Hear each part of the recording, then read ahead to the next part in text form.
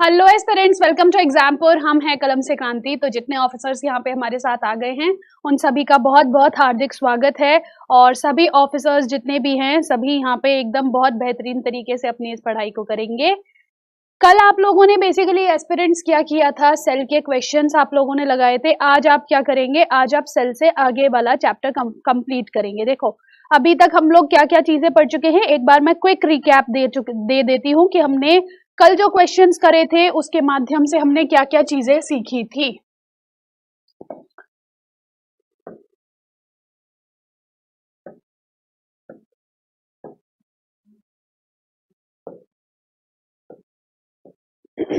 तो देखो ये आपका एक सेल होता है। इसमें सबसे पहली चीज क्या, इसकी जो बाहरी लेयर होती है, आप इस बाहरी लेयर को क्या कहते हैं, प्लाज्मा मेम्ब्रेन कहते हैं। प्लाज्मा मेम्ब्रेन कहते हैं। ये जो आपकी प्लाज्मा मेम्ब्रेन होती है एस्पिरेंट्स, वो बेसिकली क्या होती है, सेमी परमिएबल होती है, यानी कि अर्ध पारगम्य होती है।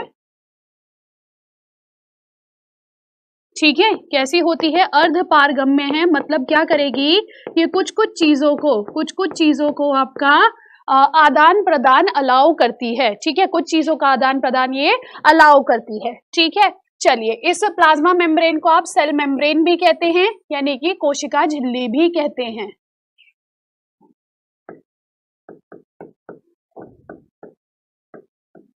कुछ कुछ आपकी जो कोशिकाएं होती हैं उनमें इस झिल्ली के बाहर एक और झिल्ली होती है, एक और मेम्ब्रेन होती है जिसको हम सेल वॉल कहते हैं।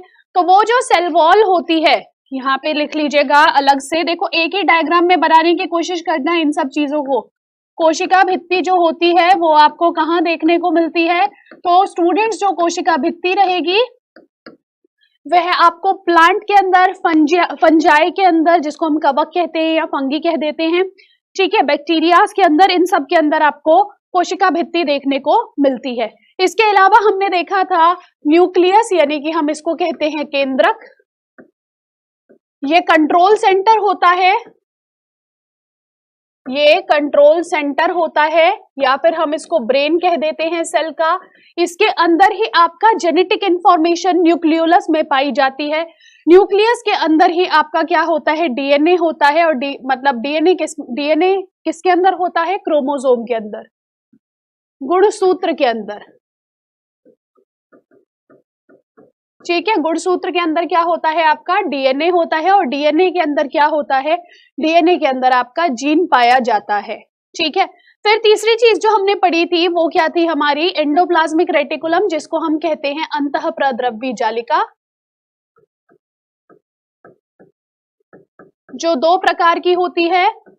पहली अंतःप्रद्रव्य जालिका क्या है, पहली होती है रफ, जहां पे क्या होता है, प्रोटीन सिंथेसिस होता है, प्रोटीन सिंथेसिस। ठीक है, और दूसरी कौन सी होती है, स्मूथ होती है, जिसमें क्या होता है, जिसमें फैट सिंथेसिस होता है, फैट सिंथेसिस होता है। ठीक है, तो रफ वाली के ऊपर क्या चिपके होते हैं, राइबोसोम्स अटैच्ड होते हैं, राइबोसोम्स अटैच्ड होते हैं। ठीक है, फिर इसके बाद हमने पढ़ी थी गोल्गी अपरेटस या फिर गोल्गी काय, हम इसको कहते हैं। ये जो गोल्गी काय होता है, एक क्विक रिवीजन दे रही हूं, कल आप लोगों ने क्या पढ़ा था। ठीक है, गोल्गी काय, इसको हम क्या कहते हैं, ट्रैफिक कंट्रोलर,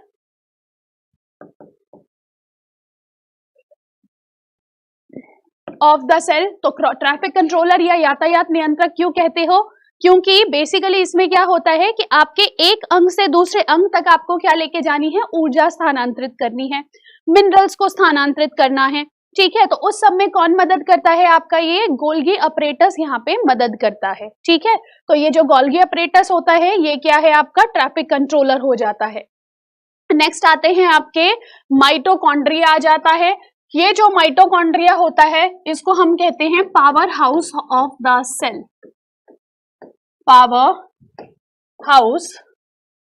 ठीक है, पावर हाउस बोल देते हैं हम इसको। ठीक, ये पावर हाउस के अंदर क्या होता है, कुछ रेस्पिरेटरी पिगमेंट्स होते हैं, रेस्पिरेटरी एंजाइम्स होते हैं, जिनकी मदद से ये सांस ले सकता है। आप इस पावर हाउस को cell within a cell भी कहते हो, cell within a cell भी कहते हो। क्यों कहते हो आप इसको cell within a cell?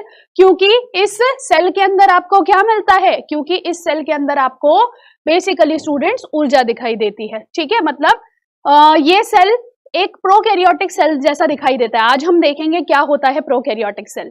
ठीक है, तो यहाँ पे आपको प्रोकैरियोटिक सेल की तरह वर्क होता हुआ दिखाई देता है, इसलिए हम इसको ऐसा बोलते हैं। नेक्स्ट आ जाता है आपका साइटोप्लाज्म और न्यूक्लियोप्लाज्म। साइटोप्लाज्म और न्यूक्लियोप्लाज्म को एक साथ मिला के आप लोग क्या कहते हो? इन दोनों को आप एक साथ मिला के क्या कहते हो?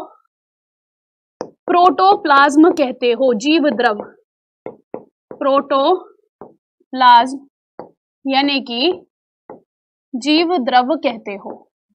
ठीक है, क्या कहते हो? जीव द्रव कहते हैं इसको। अच्छा, नेक्स्ट चीज क्या? नेक्स्ट आ जाता है आपका लाइसोसोम, जिसको हम लयनकाय कहते हैं। ये लयनकाय क्या होता है? ये लयनकाय आपके एटम का सुसाइडल बैग होता है, सुसाइडल बैग होता है, यानी कि आत्मघाती थैली है। आप इसको एटम बॉम्ब भी कहते हैं, आप इसको एटम बॉम्ब भी कहते हैं। ठीक है, अच्छा राइबोसोम की बात करते हैं। राइबोसोम प्रोटीन फैक्ट्री होती है, प्रोटीन फैक्ट्री होती है। ठीक है, क्या है ये? Protein factory. तो आई थिंक सो हमने ये सारी चीजें पढ़ी थी। अब इसके अलावा एक और चीज बच जाती है, वो है प्लास्टिड। तो ये जो प्लास्टिड होते हैं स्टूडेंट्स, ये आपको कहाँ मिलेंगे? ये जो प्लास्टिड होते हैं ये आपको प्लांट सेल्स के अंदर मिलते हैं, और ये आपके 3 प्रकार के होते हैं मुख्यतः, क्लोरोप्लास्ट, क्रोमोप्लास्ट और ल्यूकोप्लास्ट। क्रोमोप्लास्ट के अंदर क्लोरोफिल पाया जाता है, जहां पे रेस्पिरेशन की प्रक्रिया खाना पकाने की प्रक्रिया होती है सनलाइट की मदद से, यानी कि फोटोसिंथेसिस होता है। ठीक है, और इसके अलावा हाँ ठीक है, इसके अलावा क्या होगा? इसके अलावा यहाँ पे जो भी आपका मतलब खाना बना है उसको स्टोर भी किया जाएगा। तो ये जो प्लास्टिड होते हैं इसके अंदर आपको क्लोरोप्लास्ट मिलता है, जिसको आप क्या कहते हो? किचन ऑफ द सेल कहते हो। ठीक है, कोशिका के रसोई घर आप इसको कहते हो। एक बार इसका स्क्रीनशॉट ले लेंगे। ठीक है, 1 2 3 4 5। चलिए, तो अब बेसिकली आपका एक सवाल है कि मैम हमको कुत्ता काट लिया है, तो बताएं हम क्या करें। तो सबसे पहली चीज अच्छा, इंजेक्शन कितने दिनों बाद लगेगा? इंजेक्शन जो है ना आपको 24 घंटे के अंदर अंदर लगा लेना है। ठीक है, डॉक्टर के पास जाइएगा, 24 घंटे के अंदर अंदर आपको इंजेक्शन लगवा लेना है। ठीक है, अदरवाइज अगर उस कुत्ते के अंदर क्या हुआ? रैबिडो बैक्टीरिया हुआ, वो रैबिडो वायरस हुआ, तो दिक्कत हो सकती है। ठीक है, तो 24 घंटे के अंदर अंदर अपना इंजेक्शन लगवा लीजिएगा।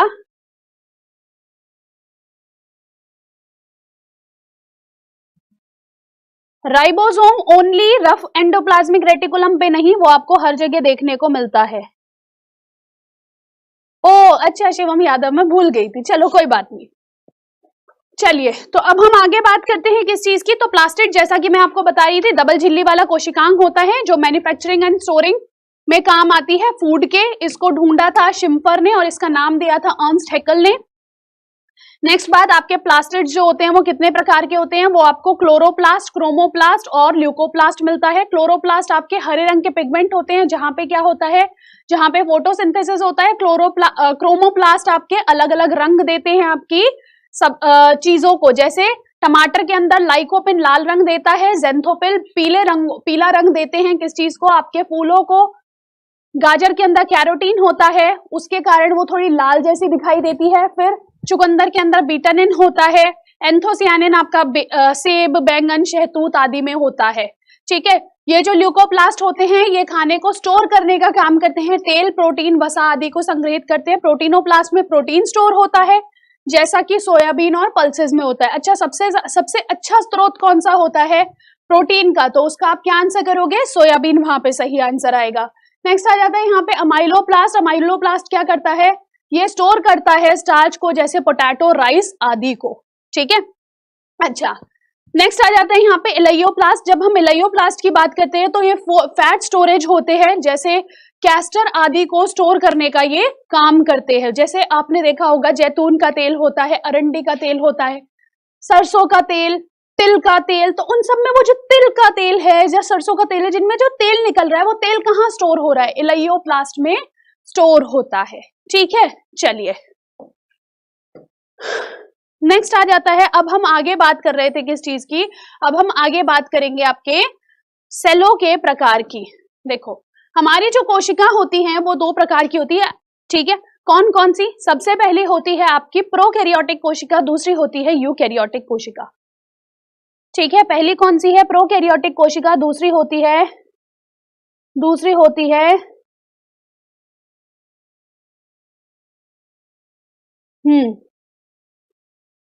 हाँ ठीक है, सोयाबीन प्रोटीन का सबसे अच्छा आपका सोर्स होता है। सेंट्रोसोम अभी बता रही हूँ क्या होता है, जब अभी सेल डिवीजन पढ़ाऊंगी तब बताऊंगी। तो देखो आपके जो कोशिका के प्रकार होते हैं उसमें आपको 2 प्रकार मिलता है, पहला है प्रोकैरियोटिक, दूसरा है यूकैरियोटिक। यहाँ पे आपको लिखा हुआ दिख रहा है इसका साइज स्मॉल है, इसका साइज लार्ज है, खाली यही डिफरेंसेस नहीं होते। इसके अलावा जो मेजर डिफरेंस यहाँ पे आपको देखने को मिलता है कि जो प्रोकैरियोटिक होती है ना, इसकी जो न्यूक्लियर मेम्ब्रेन होती है, ये ध्यान रखना बस, प्रोकैरियोटिक की न्यूक्लियर मेम्ब्रेन नॉट डेवलप्ड।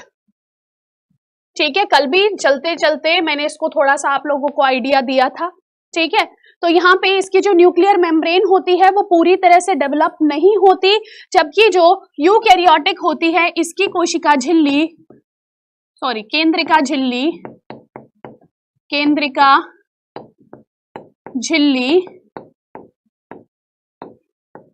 पूर्ण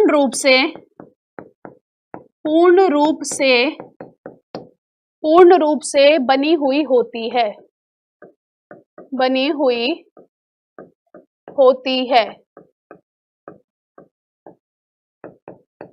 ठीक है, पूर्ण रूप से क्या होती है? ये बनी हुई होती है किसकी? कोशिका की झिल्ली। किसमें? यूकैरियोटिक में। यहाँ पे देखो वर्ड को तोड़ दो, प्रो मीन्स प्रिमिटिव, कैरियोट का मीन्स होता है न्यूक्लियस। ठीक है, इसका मतलब क्या होता है? केंद्रक होता है, न्यूक्लियस होता है। ठीक है, केंद्रक। ठीक, प्रो का मतलब क्या होता है? प्रिमिटिव यानी कि पुराना।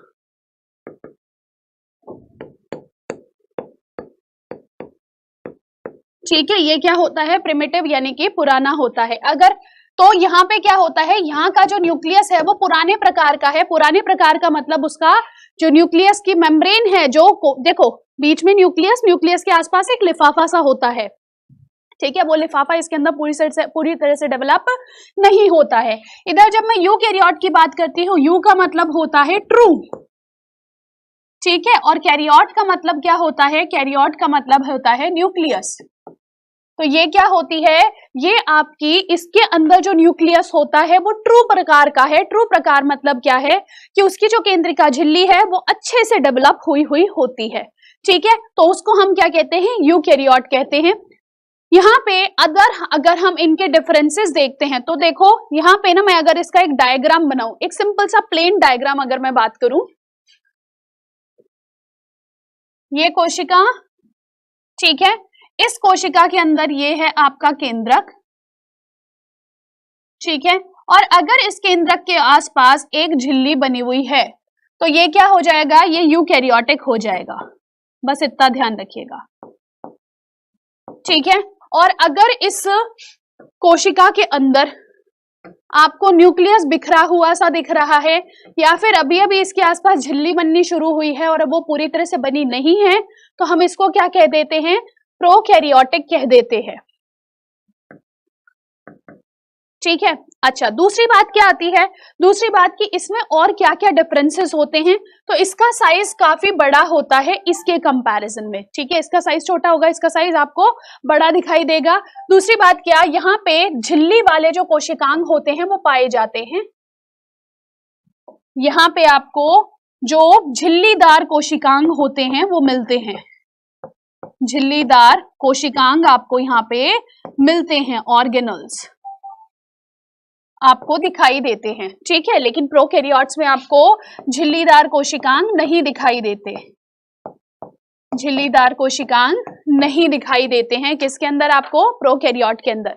यहाँ पे आपको जो राइबोसोम मिलता है, अभी अभी एक बच्चा पूछ रहा था कि मैम जो राइबोसोम होता है वो क्या खाली केंद्रक में, उसमें एंडोप्लाज्मिक रेटिकुलम में मिलता है? नहीं, वो आपको हर जगह मिल जाएगा। राइबोसोम आपका चिपका हुआ है ऊपर ईआर के, लेकिन वो जो आपका क्या बोलते हैं माइटोकॉन्ड्रिया होता है, वहां पे भी राइबोसोम मिलेगा। आपका जो न्यूक्लियस होता है वहां पे तो खुद ही राइबोसोम का निर्माण होता है, तो वहां भी आपको राइबोसोम मिलता है। साथ साथ आपकी पूरी कोशिका में भी आपको राइबोसोम घूमते हुए दिखाई देते हैं। लेकिन मुख्य रूप से जो वो अपना प्रोटीन बनाने का काम करते हैं वो ईआर के पास जाके करते हैं, ठीक है। अब जैसे देखो, कोई भी एक बाइक ले लीजिए, ठीक है। जैसे अगर मैं हीरो की बाइक्स ले लूं, तो हीरो की बाइक्स जो है वो बनती आपके कुछ लिमिटेड प्लांट्स में है, ठीक है।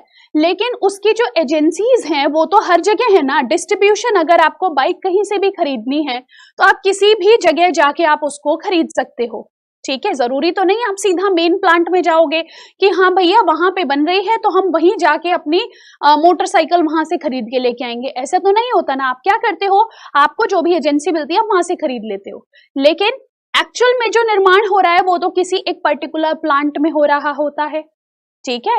तो इसी प्रकार से ये जो राइबोसोम है पूरे सेल में पाए जाएंगे, लेकिन जो प्रोटीन का निर्माण ये बैठ के एक पर्टिकुलर जगह करते हैं, वो कौन सी जगह होती है स्टूडेंट्स? वो आपकी ईआर होती है, ठीक है। जो ईआर होता है उसके ऊपर आपको ये राइबोसोम्स चिपके हुए मिलते हैं और वही ये क्या कर देंगे, प्रोटीन का निर्माण करना स्टार्ट करते हैं, ठीक है। अच्छा, दूसरी चीज, यहाँ जो आपको राइबोसोम मिले वो कौन से राइबोसोम है? 70S राइबोसोम, यानी कि 70 स्वेटबर्ग्स यूनिट वाले राइबोसोम हो जाते हैं। 70 अवसादन गुणांक वाले राइबोसोम आपको यहाँ देखने को मिलते हैं, ठीक है।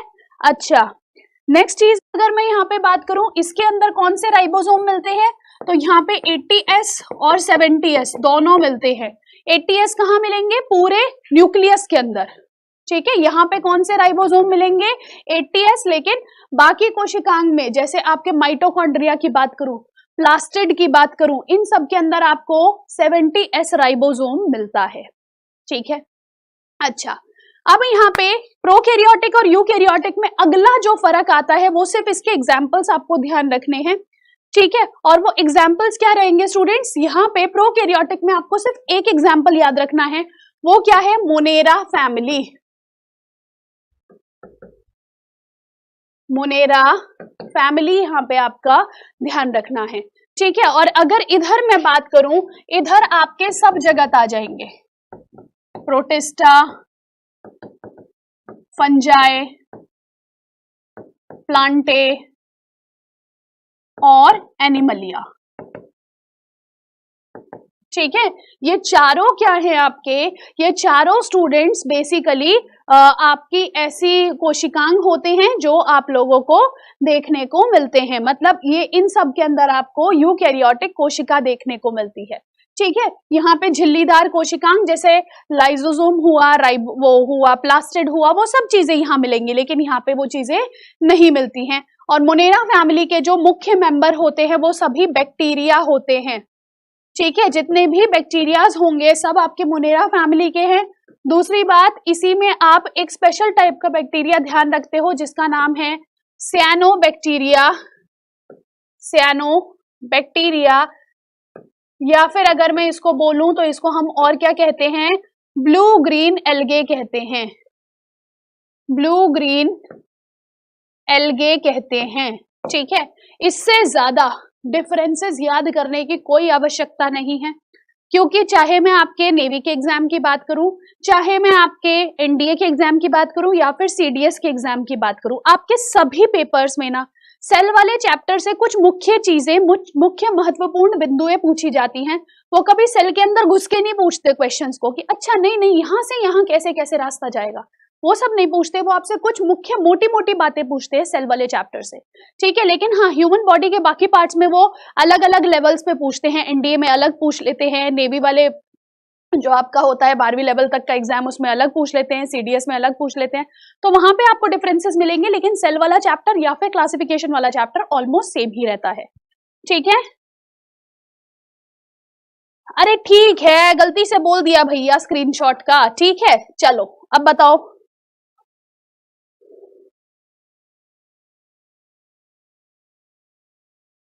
जितने ऐप वाले बच्चे हैं उनसे नहीं लिया जाएगा भैया स्क्रीनशॉट, हम भूल गए थे।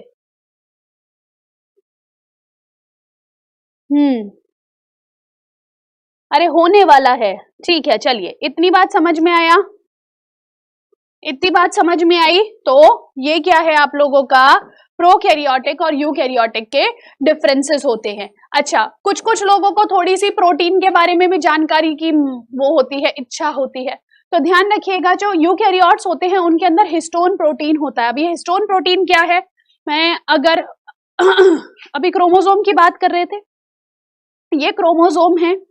क्रोमोसोम में बेसिकली क्या है, एक हुचका है और उस हुचके के ऊपर आपके पतंग का धागा लिपटा हुआ है ना, यही क्या है, एक क्रोमोसोम है। ठीक है, हुचके के ऊपर जब पतंग का धागा लिपटा हुआ होता है उसको हम एक क्रोमोसोम कह सकते हैं। तो बेसिकली वो जो हुचका है ना, उस हुचका, वो बेसिकली हुचके की अगर मैं बात करूं तो हुचका आपका प्रोटीन होता है एक प्रकार का, जिसके ऊपर आपके जीन या डीएनए लिपटा हुआ होता है।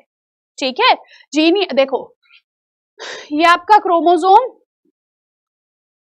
ठीक है, ये आपका क्रोमोसोम, आपने यहां से इस क्रोमोसोम को खोलना स्टार्ट किया तो आप क्या देखोगे, यहाँ पे एक ऐसा प्रोटीन था, इस प्रोटीन के ऊपर धागा लिपटा हुआ था, तो इस प्रोटीन का नाम क्या है, हिस्टोन, और इस धागे का नाम क्या है, डीएनए। ठीक है, हिस्टोन और डीएनए फिर आपको यहाँ पे देखने को मिल जाता है। ठीक, तो यहाँ पे इतनी बातें समझ लीजिएगा। ठीक है, चलिए अब आगे चलते हैं, आगे बात करते हैं प्लांट सेल और एनिमल सेल के डिफरेंसेस के। जो प्लांट सेल होता है उसके पास एक कोशिका भित्ति पाई जाती है। ठीक है, उसकी जो आउटर लेयर होती है वो सेल वॉल होती है। उसके जो वैक्यूल्स होते हैं, वैक्यूल्स मींस रिक्तिका, जहां पे वो अपना खाना स्टोर करके रखते हैं, पानी हुआ, मिनरल्स हुए, उनको स्टोर करके रखते हैं, वो इनके अंदर काफी बड़ा पाया जाता है।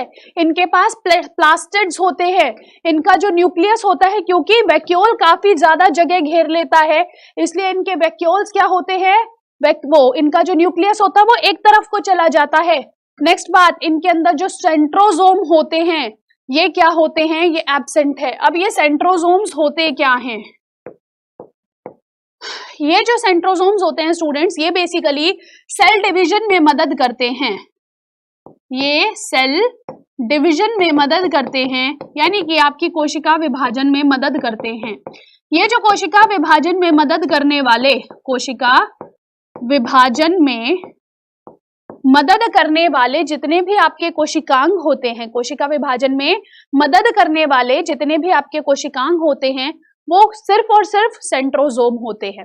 ठीक है, आपके ये जो सेंट्रोजोम होते हैं यही आपकी एक कोशिका को एक से ज्यादा कोशिका में बांटने में मदद करते हैं, जैसा कि रुडोल्फ विर्चो ने बताया था। ठीक है, अच्छा एक और चीज, हमारे जो ब्रेन के अंदर सेल्स होते हैं ना, उनमें ये सेंट्रोजोम्स नहीं पाए जाते।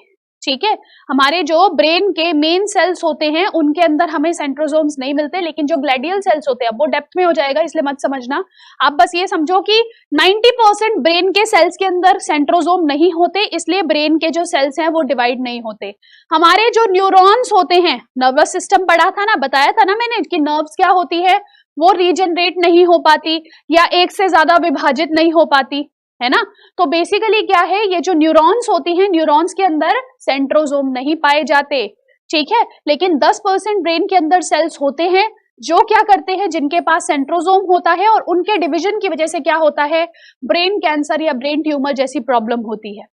ठीक है, अच्छा नेक्स्ट क्या, ये इंपॉर्टेंट बात है ये वाला, कि अपना खाना किस रूप में स्टोर करते हैं। तो ध्यान दीजिएगा कि जो प्लांट सेल होता है वो अपना खाना स्टार्च के रूप में स्टोर करता है, जबकि जो एनिमल सेल होता है वो अपना खाना ग्लूकोज के रूप में स्टोर करता है। ठीक है, ओके, ग्लूकोज नहीं, ग्लाइकोजन, ग्लाइकोजन के रूप में स्टोर करता है। तो देखो एनिमल सेल के अंदर सेल वॉल नहीं होती, कोशिका भित्ति नहीं होती, इनकी सबसे बाहरी लेयर क्या होगी, अगर सोचो जो बाहर वाला थैला है वो नहीं है तो अंदर की जो पन्नी बची चीनी की वही तो बचेगा ना, तो यहाँ पे जो अंदर वाली झिल्ली, मतलब जो पहली सबसे बाहरी झिल्ली होती है एनिमल सेल में, वो प्लाज्मा मेम्ब्रेन होती है। यहाँ पे वैक्यूल का साइज क्या होता है, छोटा होता है या कभी कभार होता भी नहीं है। नेक्स्ट प्लास्टिड जिनके अंदर नहीं होते, नहीं तो हम भी हल्क जैसे होते, हरे रंग का कोई इंसान आ गया, ठीक है। नेक्स्ट आ जाता है फिर उसके बाद न्यूक्लियस की पोजीशन क्या होती है, ऑलमोस्ट सेंटर में हमें देखने को मिलती है। इनके पास सेंट्रोजोम होते हैं, तभी यहाँ विभाजन हमें देखने को मिलता है। नेक्स्ट है इनमें एनर्जी या फूड जो होता है वो कैसे स्टोर होता है, ग्लाइकोजन के रूप में स्टोर हो जाता है, ठीक है।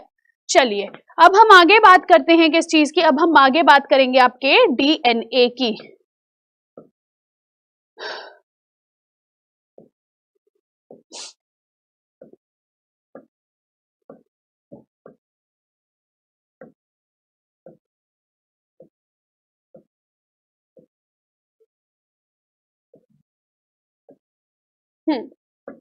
ये रहा।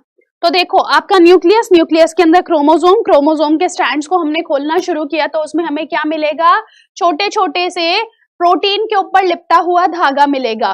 जो प्रोटीन है, प्रोटीन का नाम क्या है, ये क्रोमोसोम, क्रोमोसोम को खोला, यहां से हमें ये मिला हिस्टोन, और इस हिस्टोन के ऊपर लिपटा हुआ है ये धागा, इसको हमने क्या बोला, डीएनए।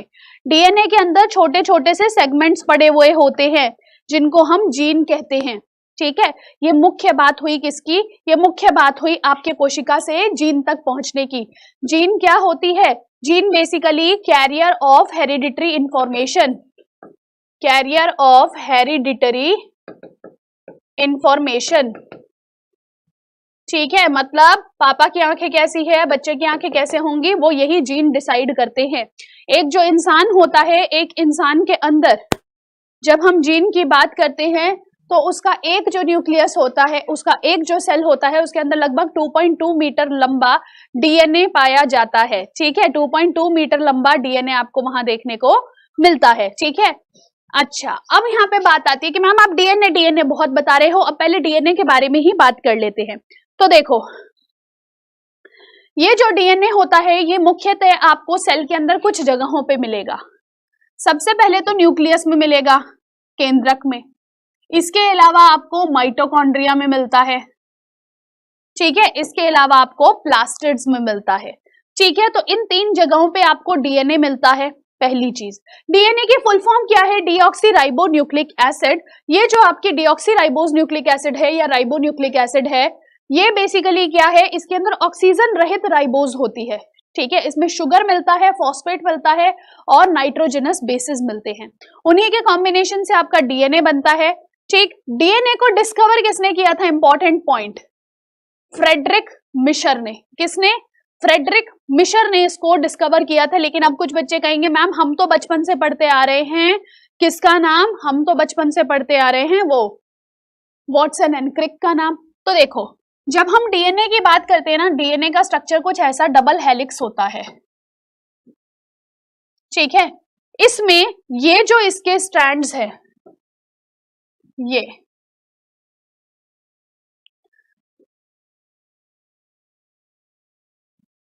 ये जो इसके स्ट्रैंड्स होते हैं स्टूडेंट्स, ये फॉस्फेट और शुगर के बने हैं, फॉस्फेट प्लस शुगर के बने हुए ये आपके स्ट्रैंड होते हैं, ठीक है। क्या है ये, फॉस्फेट और शुगर के बने हुए ये आपके स्ट्रैंड है। अब इनके बीच में ये जो 2 स्ट्रैंड्स है ना, ये जो 2 आपके स्ट्रैंड्स हैं, इनके बीच में क्या है, कुछ नाइट्रोजनस बेसिस जुड़े हुए होते हैं,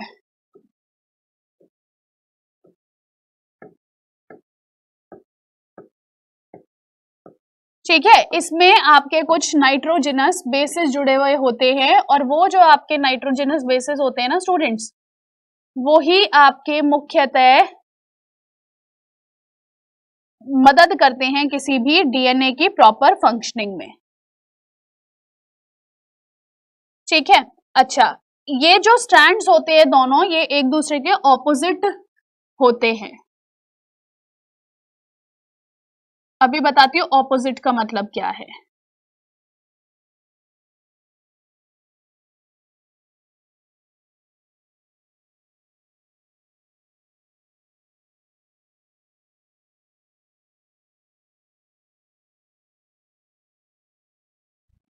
ठीक है, तो देखो यहाँ पे ये जो आपका स्ट्रैंड है,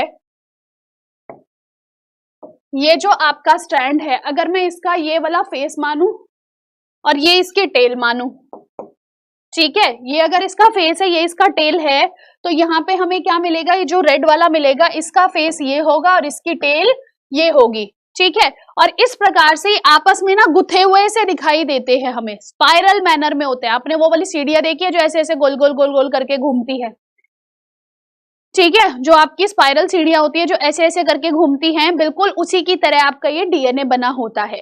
यहाँ पे अगर मैं इन सेक्शंस की बात करती हूँ स्टूडेंट्स, तो यहाँ पे आपको क्या मिल जाता है, इन सेक्शंस में ये वाला जो भाग आता है ये आपके नाइट्रोजनस बेसेस होते हैं।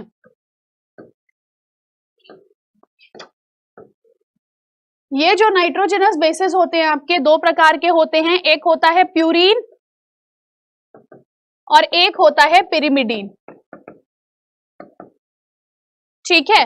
और ये जो प्यूरीन और पिरिमिडीन है ये कौन कौन से हैं अभी सब बताऊंगी, लेकिन उससे पहले बात आती है कि ये जो डीएनए का डबल हेलिक्स स्ट्रक्चर है, इस स्ट्रक्चर को हम क्या बोलते हैं, डबल हेलिक्स स्ट्रक्चर, ठीक है। ये क्या है स्टूडेंट्स, आपका डबल हेलिक्स स्ट्रक्चर है आपके इस डीएनए का।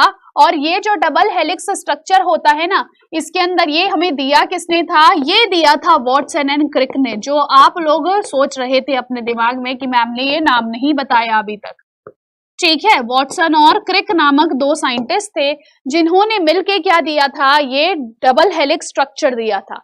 अच्छा, दूसरी बात क्या आ जाती है स्टूडेंट्स, यहाँ पे दूसरी बात स्टूडेंट्स ये आ जाती है कि खाली यही नहीं थे जिन्होंने ये स्ट्रक्चर दिया था, इनके अलावा 3 और पर्सन्स आते हैं, ठीक है, जिनको कहीं ना कहीं कहा जाता है कि उन्हीं के रिसर्च से या उन्हीं की मदद से बेसिकली हो पाता है, लेकिन आप लोगों को वो याद रखने की जरूरत नहीं है, ठीक है। आप लोगों को वो याद रखने की बिल्कुल आवश्यकता नहीं है, क्योंकि वो आपसे पेपर में ये चीज नहीं पूछते हैं, ठीक है। जो भी चीजें देखो, कई बार क्या होता है, हम ना आउट ऑफ क्यूरियोसिटी हम लोग उस चीज को करने लग जाते हैं, लेकिन पेपर में जब वो पूछते नहीं तो हमारे को फायदा क्या है ना।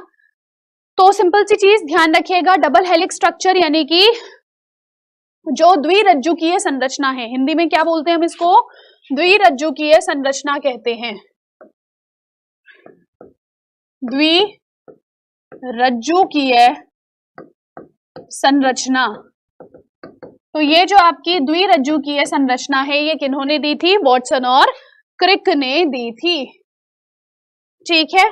अच्छा, अब हम आगे चलते हैं, आगे बात करते हैं किस चीज की, आगे बात करते हैं आपके ये जो नाइट्रोजनस बेसेस हैं ये कौन कौन से हैं उनकी बात करते हैं, ठीक है। तो आपका जो न्यूक्लियोटाइड होता है, बेसिकली ये जो आपका पूरा का पूरा डीएनए है ये 3 चीजों से बना है, नाइट्रोजनस बेस, पेंटोज शुगर और आपका फॉस्फेट ग्रुप। नाइट्रोजनस बेस 2 प्रकार के हैं, प्यूरीन और पिरिमिडीन। पिरिमिडीन जो होता है वो 3 प्रकार का होता है, देखो इसका नाम भी पिरिमिडीन, इतना लंबा सा नाम है, तो ध्यान रखिएगा ये होगा भी 3 प्रकार का। कौन कौन सा, साइटोसिन, थायमिन और यूरेसिल, ठीक है, साइटोसिन, थायमिन और यूरेसिल। और प्यूरीन 2 प्रकार का होता है, ग्वेनिन और एडेनिन। देखो अब इसमें ये जो यूरेसिल है ना, ध्यान रखिएगा पेपर में यूरेसिल से सवाल आता है। यूरेसिल जो होता है वो आरएनए पर पाया जाता है, जबकि जो थायमिन होगा वो किस में पाया जाता है, ये आपका डीएनए में पाया जाता है, ठीक है। दूसरी बात क्या आ जाती है स्टूडेंट्स कि ये जो आपका पिरिमिडीन होता है ये हमेशा क्या करेंगे, इनकी हमेशा दोस्ती होगी किसके साथ, प्यूरीन के साथ, ठीक है। तो यहाँ पे देखो ग्वेनिन की दोस्ती हमेशा साइटोसिन के साथ और एडेनिन की हमेशा थायमिन के साथ होगी, ठीक है, किसमें, डीएनए में, ठीक है। तो यहाँ पे क्या है, प्यूरीन और पिरिमिडीन हमेशा आपस में जुड़े हुए होते हैं, और ये जो आपस में जुड़े हुए होते हैं ये किसकी मदद से जुड़े हुए होते हैं, ये हाइड्रोजन बॉन्ड्स की मदद से जुड़े हुए होते हैं। एक सेकेंड, हाइड्रोजन बॉन्ड्स कहाँ गए हमारे, तो देखो 2 क्षारों के बीच हाइड्रोजन बॉन्ड के द्वारा 2 स्ट्रैंड को एक साथ जोड़ा जाता है, ठीक है। जो एडेनिन है वो हमेशा डबल बॉन्ड के साथ थायमिन के साथ रिएक्ट करेगा या उसके साथ बॉन्ड बनाएगा, और साइटोसिन हमेशा ग्वेनिन के साथ अपना बॉन्ड बनाता है, ठीक है। साइटोसिन हमेशा ग्वेनिन के साथ हमेशा अपना बॉन्ड बनाएगा और यहाँ पे ट्रिपल हाइड्रोजन आबंध बनेगा, यानी कि क्या बोलते हैं इसको, ट्रिपल हाइड्रोजन बॉन्ड बनेगा, ठीक है। क्या बनेगा स्टूडेंट्स, यहाँ पे ट्रिपल हाइड्रोजन बॉन्ड बनता है। अच्छा, अब नेक्स्ट चीज आ जाती है कि ये जो आपका स्ट्रक्चर ऑफ डीएनए, देखो ये है एक्चुअल में स्ट्रक्चर ऑफ डीएनए, जैसा मैंने बनाया था वही चीज है, ये सेम चीज। तो इसमें आप क्या देख रहे हो, इसका हेलिक्स स्ट्रक्चर है, ये स्पाइरल स्पाइरल सा दिख रहा है, ठीक है। अब डीएनए का कार्य क्या होता है ये भी देख लीजिए। तो डीएनए बेसिकली आपका एक जेनेटिक मटेरियल होता है और ये इसके अंदर आपकी कुछ जेनेटिक इंफॉर्मेशन होती है कोडेड फॉर्म में, ठीक है। इसके अंदर क्या होता है, कुछ जेनेटिक इंफॉर्मेशन होती है कोडेड फॉर्म में। अब जैसे देखो आपने बहुत सारी पिक्चर्स देखी होंगी जिसके अंदर एक देश की जो कुछ इंफॉर्मेशन है वो दूसरे देश तक पहुंचाई जाती है, या फिर आपको अपनी खुफिया सूचना किसी और तक पहुंचानी है। अब ऐसा थोड़ी है कि जो है भाई मैं कल आ रहा हूं, सीक्रेट मिशन पे है कोई इंसान और वो ऐसे करके मैसेज भेज दे, ऐसे भेज देगा, नहीं, कुछ ना कुछ तो कोडिंग करके भेजेगा ना, कुछ ना कुछ तो कोडिंग करके वो भेजता है। तो बेसिकली क्या होगा, तो बेसिकली यहाँ पे आपको जो कोडिंग दिखाई देती है वो क्या है, वो आपकी डीएनए में मौजूद होती है, ठीक है। और उसको जो है आपकी बॉडी ही वो कर सकती है, डिक्रिप्ट कर सकती है, ठीक है। चलिए नेक्स्ट चीज क्या होती है, ह्यूमन के अंदर जो डीएनए, एक सेल के अंदर डीएनए 2.2 मीटर लॉन्ग होता है, ठीक। और ये हुआ आपका डीएनए का स्ट्रक्चर।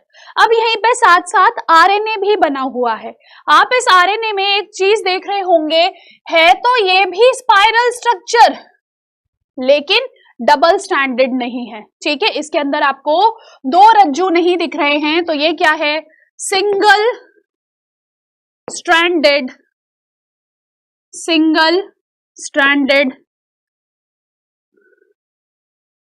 सिंगल स्ट्रैंडेड स्ट्रक्चर होता है इसका, ठीक है। क्या है ये, सिंगल स्ट्रैंडेड स्ट्रक्चर होता है जिसमें आपके AUCG लगे होते हैं। लेकिन यहां ध्यान दीजिएगा इनके बीच में कोई भी आबंध नहीं मिलेगा, ठीक है। तो यहाँ पे कोई हाइड्रोजन बॉन्ड्स आपको अलग से इन दोनों पेयर्स को जोड़ते हुए नहीं मिलेंगे। यहाँ पे आपको सिर्फ और सिर्फ एडेनिन, यूरेसिल, ग्वानिन और साइटोसिन ये मिलते हैं। जबकि डीएनए के अंदर क्या मिला था, A डबल बॉन्ड T और C ट्रिपल बॉन्ड G आपको देखने को मिलता है, ठीक है जी। अच्छा, अब यहाँ पे जरा आरएनए की भी बात कर लो कि आरएनए क्या है, सिंगल स्ट्रैंडेड न्यूक्लिक एसिड है जो फॉस्फेट, राइबोज शुगर और नाइट्रोजनस बेस से मिलकर बना होता है। आरएनए की सिर्फ फुल फॉर्म आपको ध्यान रखनी है आपके पेपर के अनुसार, ठीक है। अच्छा, दूसरी चीज क्या होती है कि यह केंद्रक में और साइटोप्लाज्म में पाया जाता है, ठीक है। कहाँ मिलेगा, ये आपको न्यूक्लियस के अंदर में मिलता है और साइटोप्लाज्म में भी मिलता है। ये बेसिकली क्या करते हैं, ये बेसिकली प्रोटीन का सिंथेसिस करते हैं। आपने जो राइबोसोम पढ़ा है ना, प्रोटीन फैक्ट्री, वो बेसिकली इसी का पार्ट, मतलब उसी का पार्ट होती है आपकी ये आरएनए। आपके राइबोसोम के अंदर क्या होता है, आरएनए ही होता है, ठीक है। अच्छा, अब यहाँ पे इस बात को जानिएगा कि जो मेन फंक्शन होता है वो प्रोटीन सिंथेसिस है, लेकिन ये आरएनए तीन प्रकार का है, एक है मैसेंजर, एक है ट्रांसफर और तीसरा है राइबोसोमल, ठीक है। तो मैसेंजर का काम क्या है, अब देखो हमारे शरीर में बहुत सारे अमीनो एसिड्स एंटर करते हैं, ठीक है। अब जो सेल के ये जो मैसेंजर आरएनए होते हैं ना, ये यूं करके ताक लगा के बैठे रहते हैं। अच्छा, अभी कौन आया, जैसे गेट कीपर होता है ना, वो नोट करके रखता है, अच्छा कौन आ रहा है, आइडेंटिटी देखी, ओ अमीनो एसिड हो, चलो आ जाओ, आपको अंदर लिया जाता है। जैसे वो अंदर आए उनको भेज देंगे ट्रांसफर आरएनए के पास, वहीं अपने पास बिठा लेते हैं।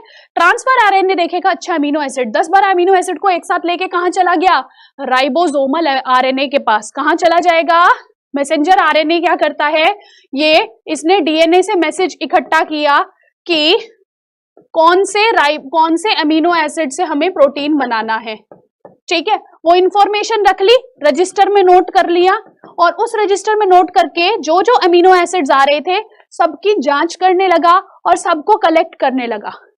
जब सब एक साथ कलेक्ट हो जाते हैं तो उसके बाद ये टीआरएनए आता है, ट्रांसफर आरएनए, ठीक है। वो क्या करेगा, वो उस अमीनो एसिड को जिसको मैसेंजर आरएनए पकड़ के रख लिया था, अपने पास बुला लिया था कि हाँ ठीक है भैया अभी आपके लिए गाड़ी आ रही है, हम आपको आगे खुद डिलीवर कराएंगे, ठीक है। तो वो जो ट्रांसफर आरएनए होता है वो राइबोसोम्स के पास लेके जाता है अमीनो एसिड को। क्या करेगा, ट्रांसफर आरएनए राइबोसोम के पास अमीनो एसिड को लेके जाता है कि ये लो भैया कच्चा माल आ गया, अब क्या करो, यहां से आप प्रोटीन बनाना शुरू करो। तो फाइनली ये कच्चा माल कहाँ जाता है, राइबोसोमल आरएनए के पास जाता है और वहां पे क्या होगा, वहां पे प्रोटीन का निर्माण होना शुरू हो जाता है।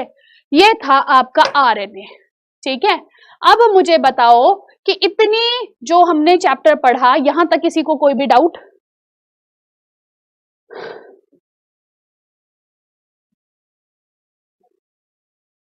ओके, अच्छी बात है। Priyanshu, very good.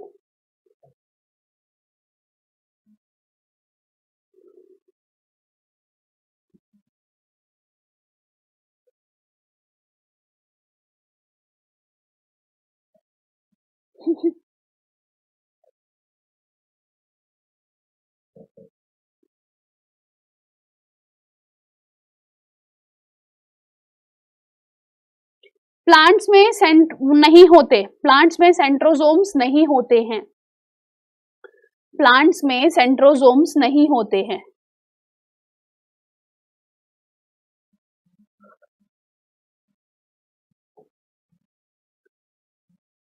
जब आरएनए सिंगल स्ट्रैंडेड है तो हाइड्रोजन बॉन्ड क्यों लगा है? देखो यहां पे कहाँ गया हमारा वो डिजाइन, ये रहा। तो देखो यहाँ पे अगर आप इसमें ध्यान से देखो, ये जो आपका न्यूक्लियोटाइड है, यहाँ पे ये जो फॉस्फेट ग्रुप है, और मतलब फॉस्फेट ग्रुप और शुगर जो है, इसको इन दोनों को भी तो आपस में जोड़ना है ना। तो ये जो स्ट्रैंड है, सीमेंट तो लगाना पड़ेगा ना, अब सीमेंट तो अलग से कुछ लाओगे नहीं, तो यहाँ पे हाइड्रोजन बॉन्ड्स इसका काम करते हैं। तो बेसिकली क्या, ये जो स्ट्रैंड है इससे कुछ न्यूक्लियोटाइड ऐसे आके चिपकेंगे, तो वो जो चिपकने का काम करवा रही है वो आपकी यही आरएनए कराते, मतलब वो हाइड्रोजन बॉन्ड इनको जोड़ने का काम करते हैं।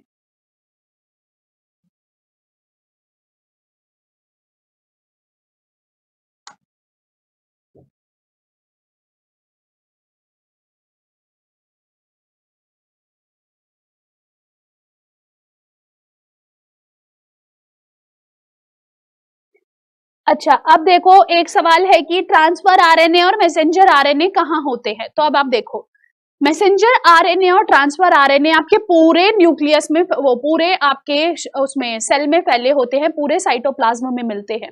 क्यों? क्योंकि बेसिकली इनका काम क्या है, आने वाले अमीनो एसिड को पकड़ना और साथ साथ उसको ट्रांसफर करना। अब देखो यहाँ से अमीनो एसिड आ कहाँ से रहा है, ये तो सोचो जरा। आपको याद होगा जब हमने डाइजेशन पढ़ा था, तो डाइजेशन में क्या हुआ था, डाइजेशन के अंदर जो आपके प्रोटीन थे वो टूटे थे, जो आपने प्लांट से प्रोटीन लिया था वो टूटा था अमीनो एसिड में।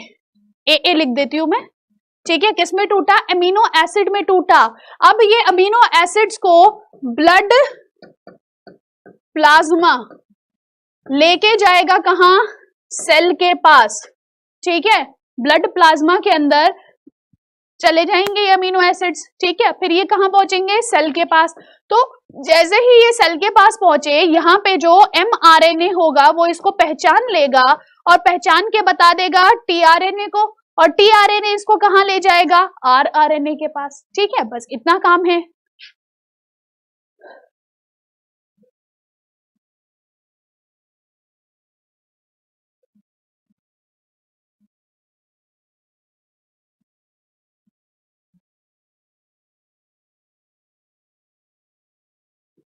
प्रोटिस्टा में भी डीएनए होता है।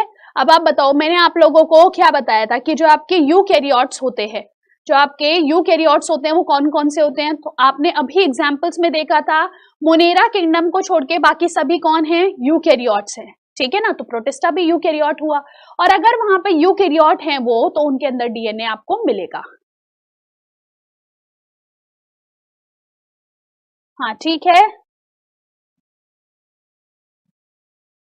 एचआईवी डीएनए में आता है। देखो आदित्य, जो एचआईवी वायरस जो होता है वो एक रेट्रोवायरस है, आरएनए वायरस है, ठीक है।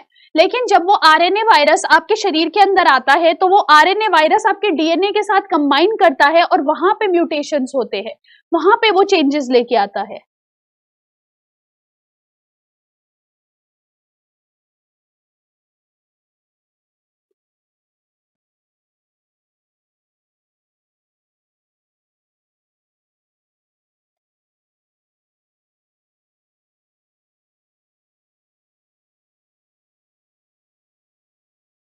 आरएनए की खोज किसने करी? रिचर्ड डेविस ने करी। आरएनए की खोज किसने करी? रिच एंड डेविस ने करी। रिच एंड डेविस ने करी थी आरएनए की खोज। प्रभाष, एल्गी में होता है क्या सेंट्रोजोम? नहीं प्रभाष, देखो एल्गी के अंदर सेंट्रोजोम नहीं होगा। क्यों नहीं होगा? क्योंकि एल्गी तो एक प्रकार का प्लांट होता है, ठीक है, वो एक प्रकार का प्लांट है और प्लांट का जो डिवीजन होता है उसमें सेंट्रोजोम की आवश्यकता नहीं होती है। हाँ ठीक है, और कोई डाउट है?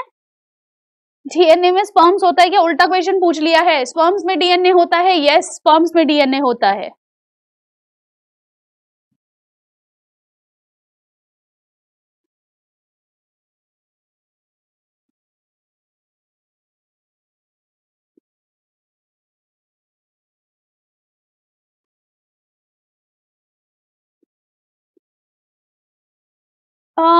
सिद्धांत का क्वेश्चन मुझे क्लियर नहीं है। Hydrogen bond sugar phosphate connect होता है।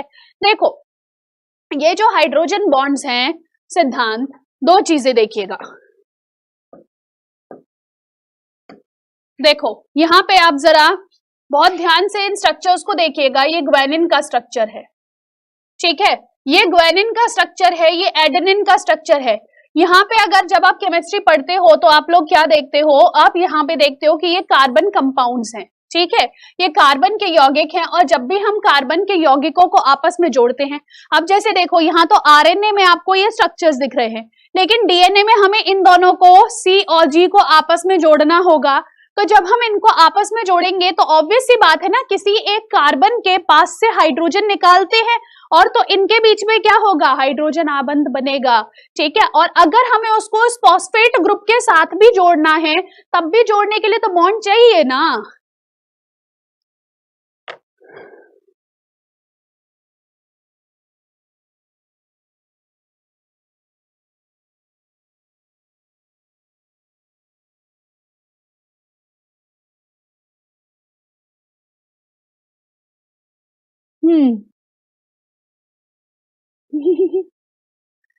चलो ठीक है।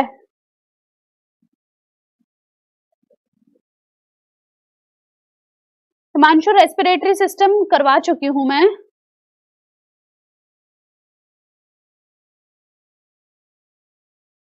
ओके चलिए, तो डिटेल में पढ़ाते हो, मोटा मोटा पूछा जाता है टेस्ट में। अगर डेप्थ में पूछ लिया तो आप लोगों को पता तो लग जाएगा। अगर मैं वैसे, पता है आप लोगों को पता है प्रॉब्लम क्या रहता है कि अगर मैं मोटा मोटा पढ़ा दूं तो फिर आप लोगों के सवाल होते हैं कि मैम ये क्या होता है, वो क्या होता है, ऐसा क्यों नहीं है, वैसा क्यों नहीं है। और अगर मैं डेप्थ में पढ़ा दूं तो मैम पेपर में इतना पूछा नहीं जाता। भैया क्या करोगे, जान लोगे हमारी, हैं क्या चाह रहे हो बता दो मुझे। देखो मैंने अपनी तरफ से अपना पार्ट कंप्लीट किया, मैंने आपको पूरी डिटेल दी है, लेकिन जब आप लोगों को टेस्ट कराती हूँ मैं क्वेश्चन उसी लेवल के लेके आती हूँ या उतने ही लेके आती हूँ जहां तक आपके पूछे जाने की संभावनाएं हैं। ये जो क्लासेस हैं जो आपकी चल रही हैं वो इसलिए चल रही हैं कि आपके दिमाग में कोई संशय ना रहे, ठीक है। और बाकी टेस्ट में वही चीज कराते हैं कि पेपर के अंदर जो चीजें आने वाली है, ठीक, तो समझा करो चीजों को, ठीक है। बाकी अगर जैसा आप बोलो, आप लोग अगर बोलें कि जो नहीं मैम डेप्थ में मत पढ़ाओ, हमें तो ऊपर ऊपर से पढ़ना है, तो मैं वैसे वैसे करती हूँ, ठीक है। चलिए आज की क्लास को यहीं विराम देते हैं, नेक्स्ट क्लास का टाइम हो गया है। This is Purnima Gaur signing off. Take care, जय हिंद, जय भारत।